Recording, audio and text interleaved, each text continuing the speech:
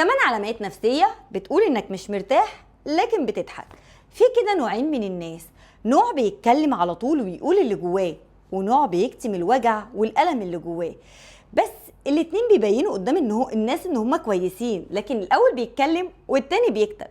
الاصعب التاني صعب جدا، لانه بيكون بيتقلب من غير ما حد ياخد باله. علم النفس بيقول ايه بقى؟ بيقول ان في علامات صغيرة بتبان على الشخص حتى لو حاول يخبي، والنهاردة هنتكلم عن العلامات ديت. لو لقيتها في نفسك او في حد قريب منك، اعرف انه مش مرتاح حتى لو ضحكته ما بتفرقش وشه. 1. الإرهاق المستمر. مش بس إنك تعبان جسديا، لأ، ده نوع من التعب النفسي اللي بيخلي جسمك كله مرهق. تنام ساعات طويلة وتقوم كأنك ما نمتش خالص، ده معناه إن في دماغك في حالة قلق وتفكير مش بيديك فرصة تهدى حتى وانت نايم. 2. فقدان الشغف.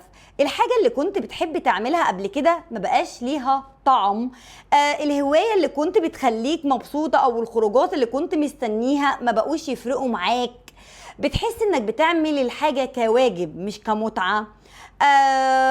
وده من اوضح العلامات انك مش مرتاح داخليا، يعني انت موجوع جدا من جوه. طب 3. التفكير الزايد، تفكير ما بتبطلش تفكير. الموقف اللي حصل لك من سنة لسه بيلف في دماغك لحد دلوقتي، نفس الحوار بيتكرر 1000 مرة. انت تعبت، بيستهلك طاقة رهيبة جدا. التفكير الزائد دوت بيتعبك نفسيا. الانعزال، يعني انت حابب تكون لوحدك، حابب ان انت ما تبقاش في وسط ناس، مش عايز الناس، بتقعد معاهم غصب عنك. بتحس ان انت مخنوق، تعبت من التجمعات، حاسس بالضغط الرهيب في وسط التجمعات ديت، انت حاسس نفسك مش عاوز. 5. تقلبات المزاج. مزاجك بقى متقلب بطريقة وحشة جدا، بقى على طول عندك شوية بتضحك، شوية زعلان، شوية مخنوق. انت تعبان.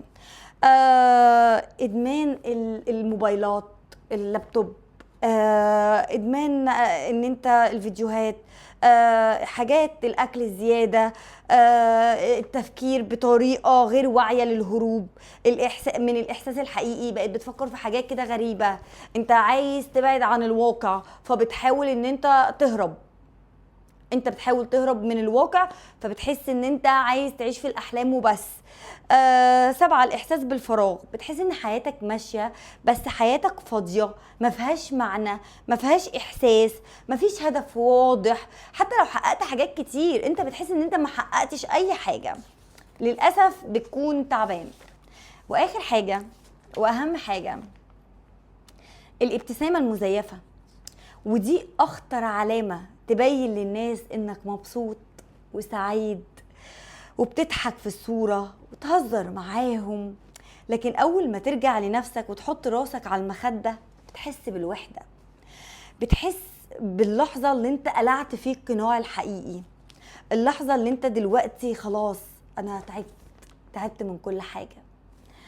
السؤال هنا بقى، عايزه اقول لكم ايه اكتر علامه حسيتوا ان هي موجوده فيكم او في حد تعرفوه؟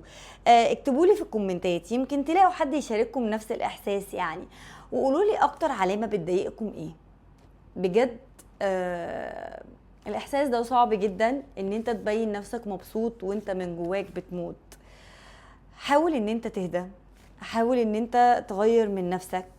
لو لقيت نفسك كده خد بالك، دي اشارات العقل والجسم بيقولولك احنا محتاجين نرتاح. الحل ان انت ما تكتمش جواك اكتر، الحل ان انت تبدأ تهتم بنفسك، اتكلم مع شخص تثق فيه، اكتب مشاعرك بدل ما تكتمها، اعمل اي حاجة صغيرة انت بتحبها حتى لو بسيطة. لو لقيت ان الحمل تقيل عليك اكتر من كده لازم تلجأ لمتخصص عشان ما تتعبش اكتر من كده. احمي نفسك من التعب النفسي. قولوا لي بقى كم علامة موجودة فيكم، ما ننساش الصلاة على النبي. لو وصلنا لهنا وخلص الكلام، سلام.